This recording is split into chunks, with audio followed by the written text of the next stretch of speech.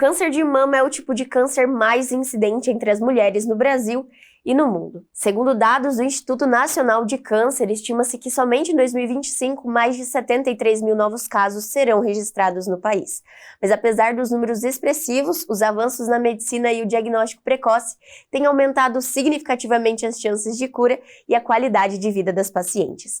E para falar sobre esse tema tão importante, nós recebemos hoje o cirurgião oncológico, Dr. Leandro Acosta. Olá, doutor, seja bem-vindo novamente ao São Lucas 24 Horas. Obrigado, é sempre um prazer estar aqui com você, dentro dessa estrutura maravilhosa. E hoje nós vamos falar sobre essa temática que é tão importante, doutor, que é o câncer de mama, e nós tivemos aí o Outubro Rosa, campanha tão importante também. E doutor, dados do INCA de 2025 estima que mais de 73 mil mulheres terão esse diagnóstico de câncer de mama em 2025, e é um número muito expressivo, doutor. Dado que nós temos tantas campanhas, é falado tanto sobre isso. Eu queria que o doutor começasse explicando se existe uma justificativa para que, ainda que se fale muito sobre esse tipo de câncer, nós tenhamos um número tão grande de pacientes com esse diagnóstico. É verdade, né? O câncer de mama, ele tem uma incidência muito alta, né? Ele é o tumor mais comum na mulher, né? E é o que mais mata a mulher, né? Por mais que a gente faça bastante campanha, divulgue o tema, fale do tema, a gente não tem capacidade de diminuir essa incidência.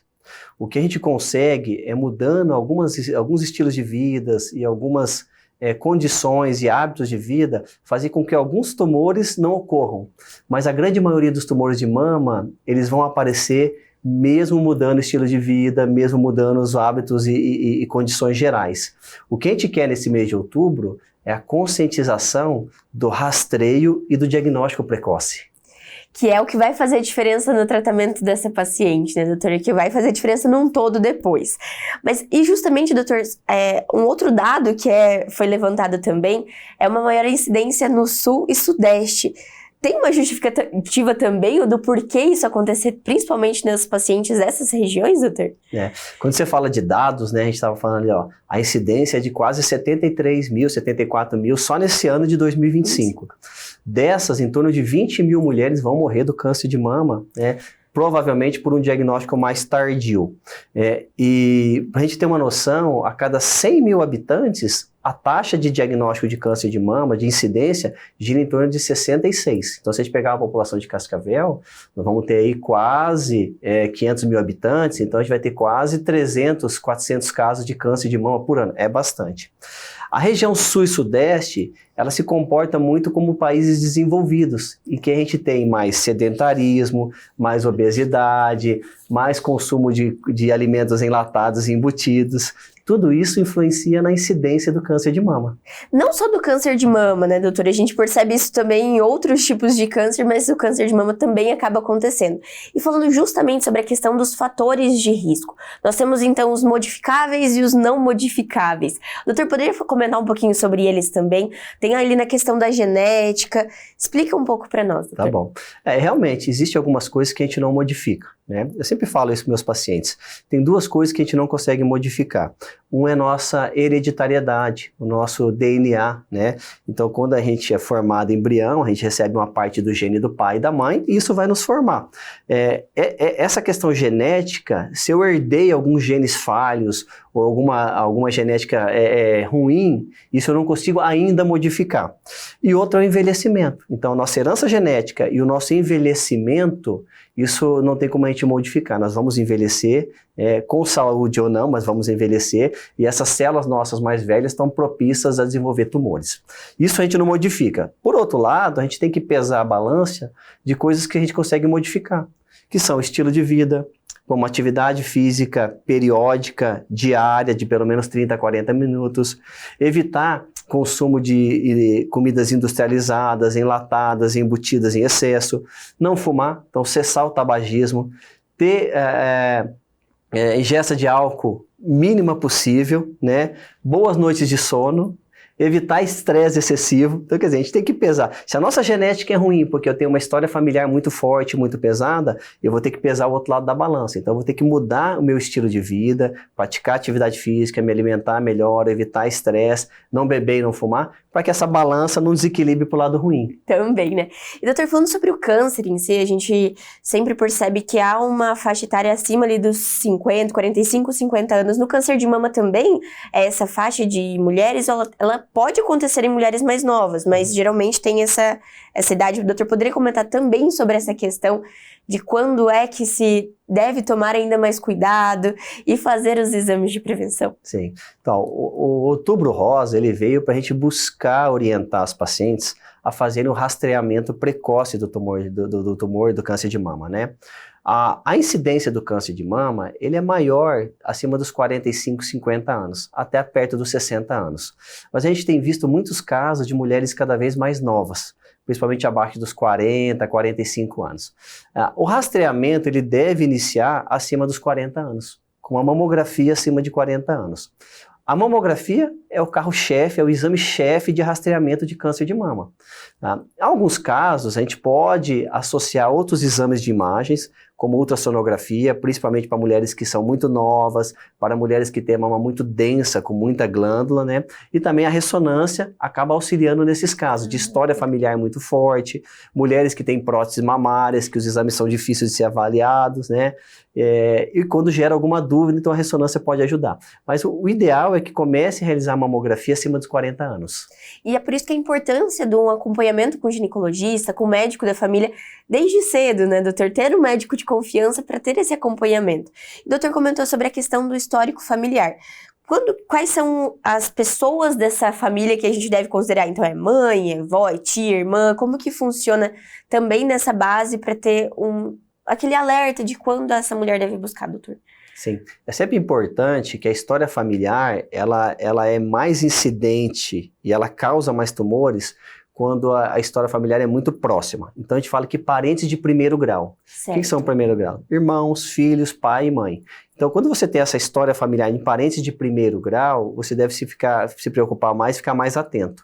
Então a gente pede até que para mulheres que tiveram parentes de primeiro grau, seja mãe, irmãs, que comece o rastreamento do câncer de mama 5 anos mais cedo do que a parente de primeiro grau. Então, se a minha irmã teve um tumor com 40, eu vou começar a rastrear com 35. Se ela teve com 45, eu vou começar com 40.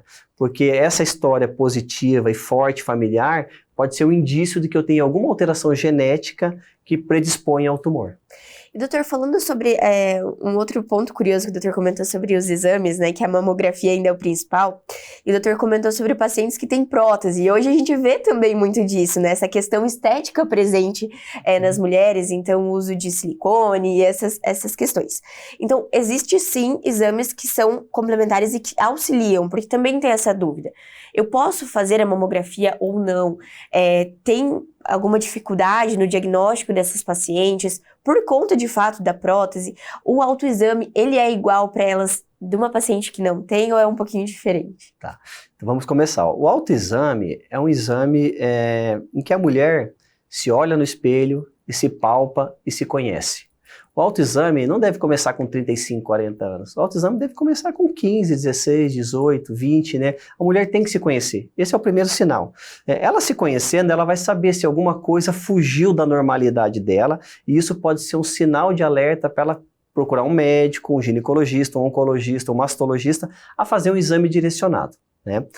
Você colocar prótese mamária não aumentou o risco de câncer de mama. Isso era um medo que as mulheres tinham. Outro mito que nós temos que esclarecer. Então, prótese de mama vai aumentar o risco de câncer mamário? Não, a prótese mamária não aumentou o risco de câncer de mama.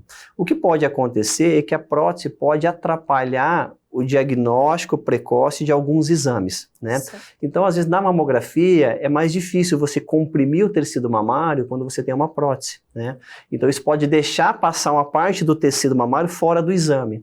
Então, a ressonância é um exame que ajudou muito as mulheres que têm prótese mamária, porque a gente consegue olhar tanto acima da prótese, a prótese e abaixo da prótese. Então é bem importante destacar que essas pacientes também devem fazer esse acompanhamento, também não estão isentas a não ter, mas também não terão mais por conta da prótese, né, doutora? É importante a gente falar. E falando sobre essa questão do diagnóstico, dos sinais, doutor, então, alguns sinais serão visíveis nesse autoexame, alguns sinais não, sintomas. Quais são os principais quando a gente fala sobre câncer de mama, doutor? Quando a gente fala do autoexame, né, é que a mulher vai se olhar no espelho e vai se palpar e vai se examinar, é importante que, assim, seja orientado. O autoexame, o melhor momento para ser realizado é 1 semana a 10 dias após a menstruação. Porque o período menstrual, a mama sofre algumas influências hormonais e tem algumas alterações. Então é um período ruim dela ser examinada. 7 a 10 dias após o fluxo menstrual é quando a mama já não tem mais tanta influência hormonal. Os principais sinais e sintomas que a mulher tem que ter são alterações visuais e às vezes algumas alterações táteis. Então, olhar se realmente a mama não está mais vermelha do que o normal, se ela não está tendo um abaulamento que não era normal, se ela não teve uma retração da areola e do mamilo que não existia, se na palpação ela não percebeu nenhuma área mais endurecida, um carocinho que não existia, uma íngua debaixo do braço que não existia. Então, esses são sinais de alerta que vão levar a mulher a procurar assistência médica. Certo. E falando também sobre essa questão dos sintomas, doutor, eles serão diferentes, por exemplo, de um câncer ainda no estágio inicial, um câncer mais avançado, até porque tem outros sintomas que o próprio organismo vai dar, além dessa questão física também da mama, doutor? O diagnóstico precoce, na grande maioria das vezes, ele é diagnosticado através do exame de rastreamento. Certo. Tá lendo? A paciente vai chegar no consultório com nódulo palpável, isso é precoce? Não. O precoce é aquele que ela não percebeu, o médico provavelmente também não percebeu no exame físico e foi descoberto através do exame de rastreamento. E é o que a gente quer descobrir. Quando a gente indica que as mulheres façam mamografia a partir dos 40 anos, não é porque ela percebeu alguma coisa, é porque às vezes no exame de mamografia vai descobrir pequenas alterações, que sejam elas algumas microcalcificações ou um nódulo muito pequeno, e esse nódulo, essas microcalcificações são o início de um tumor maligno. Esse é o momento ideal, porque descobrindo precocemente, provavelmente essa paciente passe por um procedimento cirúrgico e poupe ela de vários outros procedimentos, como quimioterapia, radioterapia e um tratamento mais agressivo. Então, quando a gente fala de precoce, é justamente disso, né, doutor? E falando justamente sobre a questão dos tratamentos. Hoje a gente vê a medicina evoluindo constantemente e o tratamento do câncer de mama também. O que a gente via alguns anos atrás, hoje já é diferente. E é justamente sobre essa questão da cirurgia, doutor. Muitas vezes a paciente pensa que fazer uma cirurgia é algo... É muito ruim, mas em alguns casos é ainda melhor fazer cirurgia do que a quimioterapia, a radioterapia. Explica pra gente sobre os diferentes tipos de tratamento e quando ele vai ser indicado para cada paciente. Tá bom. Assim, o tumor de mama, ele é um dos tumores que mais foram estudados na oncologia. Então a gente consegue hoje, mesmo com o tumor de mama maligno, biopsiado, subdividir ele em vários subtipos. Então a gente sabe quais pacientes vão se beneficiar mais de quimioterapia, quais vão se beneficiar mais de hormonioterapia, quais têm indicações de imunoterapia, né? Então a gente conseguiu estudar muito mais o tumor de mama do que os outros tumores, talvez pela alta incidência mesmo, né? Com certeza pela alta incidência, né? Uma coisa que é importante é assim, ó, quase todos os tumores de mama vão passar por cirurgia, quase todos. A cirurgia ainda é o carro-chefe para o tumor de mama. A cirurgia evoluiu muito. Se a gente falasse de cirurgia na década de 60, 70, o tratamento padrão era a mastectomia. Era retirar toda a mama, independente do tamanho do tumor. Podia ser o tumor de 1 centímetro, o tratamento era mastectomia. Podia ser tumor de 5 centímetros, o tratamento era mastectomia. Os trabalhos foram evoluindo e mostrando que não é necessário você tirar toda a mama para poder curar essa paciente. Então a gente passou das cirurgias que eram mastectomia radicais, que a gente tirava toda a mama e toda a musculatura do peito e esvaziava todas as ínguas debaixo do braço. Passou dessa fase para uma cirurgia em que a gente fazia mastectomia, mas não tirava a musculatura e continuava esvaziando para debaixo do braço. Depois passamos por uma época, na década de 80 e 90, que a gente deixou de fazer mastectomia para algumas mulheres e fazíamos quadrantectomia. Dividia a mama em quadrantes, em 4 quadrantes, e retirava um quadrante e esvaziava debaixo do braço, né? E essas pacientes iam para a radioterapia. E atualmente a gente migrou todas essas cirurgias radicais para cirurgias mais estéticas, Hoje, basta no tumor precoce eu tirar o tumor com uma margem de segurança que pode ser em torno de 1 a 1,5 centímetro e tirar uma íngua debaixo do braço, que é o linfonodo sentinela. Então hoje, esteticamente, a gente está voltado a preservar esteticamente as mamas, sendo o menos agressível possível e com a mesma taxa de cura que existia na mastectomia. Olha só que bacana, é uma evolução muito grande. Então Muito. traz...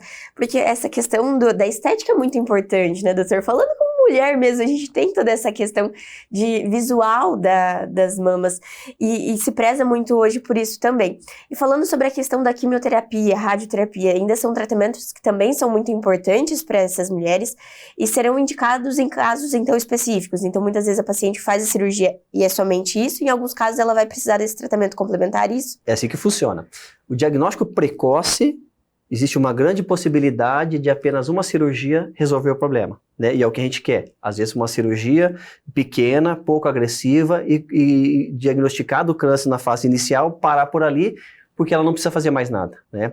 Em alguns casos, quando a doença já é um pouco mais extensa, a gente vai lançando mão das opções que a gente tem de tratamento. Então, a radioterapia, ela evoluiu muito. Se a gente pegasse os aparelhos de radioterapia mais antigos, eles queimavam mais a pele, eles geravam mais sequelas, né? A mulher sofria mais, teria que fazer mais número de sessões de radioterapia. Hoje os aparelhos são mais modernos, então as sessões de radioterapia são mais curtas, tanto em tempo como em dias, e os efeitos colaterais também melhoraram dessa radioterapia mais moderna. E a evolução do tratamento sistêmico de quimioterapia também mudou. Hoje a gente tem, além da quimioterapia, terapias-alvo, que bloqueiam mecanismos de crescimento específico da mama, que dão alta taxa de controle, e também temos imunoterapia para alguns casos específicos de câncer de mama, que tem pouquíssimos efeitos colaterais. Então a oncologia no câncer de mama evoluiu muito, do ponto de vista cirúrgico, do ponto de vista de radioterapia e do ponto de vista de tratamento sistêmico. Então é bem bacana a gente falar sobre isso, né? Que essa mulher, muitas vezes, o diagnóstico em si de uma doença, de um câncer, ele é muito desafiador, eu diria, né, doutor? Tanto para quem recebe o diagnóstico, quanto para os familiares, para quem está em volta. Mas saber que tem as opções de tratamento também é muito importante. Eu acho que esse é um papel fundamental hoje, nossa, é levar essa informação de que tem tratamento. E por mais difícil que possa ser, enquanto mulher, olhar para o espelho e ver que tem alguma coisa diferente, o quanto antes buscar esse acompanhamento é melhor. E falando, doutor, que não necessariamente um nódulo, ele vai ser maligno, né? Também acho que é importante a gente falar sobre isso, as diferenças que tem, né? Que não necessariamente todo câncer vai ser maligno, certo? Isso. Assim, nem todo nódulo é um tumor maligno, né? Perfeito. Então, muitas mulheres jovens têm nódulos na mamas, né? Nódulos que a gente chama de fibroadenomas, né? Que são nódulos benignos. Que o risco desse nódulo malignizar é raríssimo, quase zero. Por isso que você não fica operando todos os nódulos que tem na mama, senão todas as mulheres com nódulos têm que ser operadas. Além disso, a gente tem densidades na mama que são mais, tecidos mamários que são mais densos, que simulam nódulos e não são nódulos. A gente tem cistos mamários que são benignos, nódulos que são benignos. Então, não é porque eu palpei um nódulo que eu já vou achar que eu estou com um câncer, né? Nem todo nódulo é câncer, né? A questão da mulher se conhecer e de se palpar é porque ela não precisa hoje ter medo, né? A gente precisa desmistificar um pouco que o tumor de mama mata, que o tumor de mama é agressivo, o tratamento, né? O que a gente precisa é que as mulheres se conheçam, que elas percam o pudor, né, de procurar médico, de procurar assistência e bater no diagnóstico precoce. Quanto mais precoce for o diagnóstico, maior a taxa de cura e menos agressivo é o tratamento. Perfeito. Doutor, uma dúvida que eu acho que essa também o doutor deve ouvir constantemente. A gente fala muito sobre a questão do câncer de mama nas mulheres, mas não necessariamente os homens estão isentos também, né? Recentemente até saiu uma matéria sobre o caso de um senhor que descobriu por conta do cinto de segurança que estava desconfortável. Então pode acontecer porque o homem também tem essa questão das mamas, né? Por ser um mamífero, justamente. Doutor, poderia falar um pouquinho sobre a incidência? É um número muito menor, mas pode acontecer, certo? Certo. Então, o tumor de mama em homem, ele é muito mais raro que na mulher, né? A incidência é de um caso de câncer de mama em homem para cada 100 mulheres. Então, é 100 vezes mais comum na mulher, né? Mas o homem não está isento. Principalmente os homens que têm uma mutação genética herdada. Então, o câncer de mama em homem está muito mais relacionado com uma mutação genética herdada. Então, às vezes, a mãe teve câncer de mama, então provavelmente ele pode ter uma história familiar genética, e aí o homem tem esse risco também. Você tinha até me perguntado o quanto que influencia a parte genética da parte esporádica do câncer de mama. 70% das mulheres vão ter câncer de mama esporádico. Leandro, o que é isso? Elas vão chegar na frente do consultório e falar, Leandro, por que eu tive um câncer de mama se não tem ninguém na família? Eu vou falar, você está dentro dos 70%. Esse 70% está relacionado com condições e hábitos de vida, uso de hormônios, terapias de reposição hormonal, não ter tido filho, não ter amamentado, quer dizer, uma influência hormonal maior na sua mama e estilo de vida, 70% está dentro desse grupo. 30% vão ter uma predisposição hereditária, alguma deleção, alguma mutação, alguma falha genética de proteção que influenciou no câncer de mama. No caso de homens, a grande maioria tem essa herança genética associada. Também. Doutor, tem um ponto ali que o doutor comentou, só pra gente complementar na nossa fala, essa questão da amamentação. É algo curioso, então, mulheres que amamentaram têm menos chance de ter câncer de mama? É isso? É isso mesmo. Por que seria isso? Porque assim, o tumor de mama, ele tem uma influência hormonal. O tecido mamário, ele aumenta e diminui com influência hormonal. Quanto menor for o período de exposição desse tecido mamário ao hormônio, melhor. Então, mulheres que menstruaram muito cedo e pararam muito tarde, elas ficaram muitos anos sob influência hormonal. Então, as mulheres que menstruaram mais tarde e pararam mais cedo estão mais protegidas. As mulheres que tiveram mais filhos estão mais protegidas, porque durante a gestação elas dão uma diminuição do estímulo mamário. Mulheres que amamentaram por mais tempo estão mais protegidas, porque na amamentação elas não menstruam, então dá menos estímulo hormonal. Então, menstruar mais tarde, parar mais cedo, ter mais filhos, amamentar, não fazer terapia de reposição hormonal por muito tempo, a gente fala mais de 7, 8, 10 anos, também protege. Então, as mulheres que tiveram menos exposição hormonal vão ter menos risco para ter câncer de mama. Olha só que curioso também, essa é uma informação que é diferente. A gente fala muito sobre a importância da amamentação, mas também não se fala sobre essa questão de proteção de fato para a mulher. Doutor, para a gente encerrar nossa conversa, acho que foi muito importante a gente esclarecer essas principais dúvidas. É um assunto que não vale só em outubro, mas o ano todo, né? Nós reforçamos sobre essa questão da saúde da mulher. Gostaria que o doutor deixasse, então, uma mensagem para quem está nos assistindo sobre, novamente, a importância desse diagnóstico, do autoexame, do conhecimento também dessa doença. Doutor, por favor. Sim. Olha, o Outubro Rosa, né, só para a gente fazer um adendo histórico, né, ele surgiu em 1990 nos Estados Unidos, numa campanha do Instituto de arrecadar fundos para poder fazer pesquisa em câncer de mamas. E eu acho que isso foi fundamental, porque de lá para cá, o nosso conhecimento de câncer de mama mudou muito. E hoje a gente consegue definir tratamentos específicos para as mulheres específicas. Então, o diagnóstico do câncer de mama é uma raiz de uma árvore. Mas a gente vai selecionando essas mulheres e chega na folhinha para dar o tratamento específico para cada mulher. E de lá para cá, desde 1990, isso ganhou corpo. Né, no mundo inteiro. Então, o Outubro Rosa é falado no Brasil, é falado na China, é falado na Europa, é falado nos Estados Unidos, porque isso criou corpo. E a gente viu que o diagnóstico precoce é o que aumenta a taxa de cura. Um diagnóstico avançado do tumor de mama, você pode estar no Brasil, nos Estados Unidos ou em qualquer lugar, ele é um tratamento ruim, pesado, agressivo e talvez que não atinja a cura. Mas o diagnóstico precoce em qualquer lugar do mundo é o que aumenta a taxa de cura. Você, mulher, nesse mês de outubro, é só mais um adendo, mais uma lembrança que deixa eu me cuidar, deixa eu fazer meu autoexame, deixa eu ir atrás do meu exame de rastreamento, deixa eu ir atrás do meu preventivo, deixa eu mudar o meu estilo de vida, porque as mulheres sofrem muito mais do que homens. Né? A incidência de tumores é maior em mulheres. Né? Então, o mês de outubro é um mês para a mulher se olhar no espelho, né, perceber as alterações que estão acontecendo no organismo dela e lembrar de se cuidar. É um mês de alerta para o autocuidado da mulher. Da saúde como um todo, né, doutor? Sim, falando sobre isso. Só pra gente, foi uma questão que eu lembrei agora também, sobre essa questão da cura. Então, o câncer de mama existe sim cura para o câncer de mama, doutor, quando feito esse diagnóstico, certo? Acho que é com isso que a gente encerra a nossa conversa de hoje, certo? Sem dúvida. A taxa de cura é maior nos tumores precoces. Então, o que a gente tem que buscar é um autocontrole, um estilo de vida saudável e um diagnóstico precoce. É esses tópicos que tem que ficar na nossa mente. e cuidar da nossa saúde sempre, né, doutor? Muito obrigada pela participação, fica sempre o convite, foi uma honra tê-lo aqui conosco. Eu que agradeço e sempre que precisar, estamos à disposição. E o São Lucas 24 horas de hoje fica por aqui, mas não deixe de acompanhar as redes sociais através do @FH São Lucas Cascavel para ficar por dentro de todas as novidades. E até o próximo!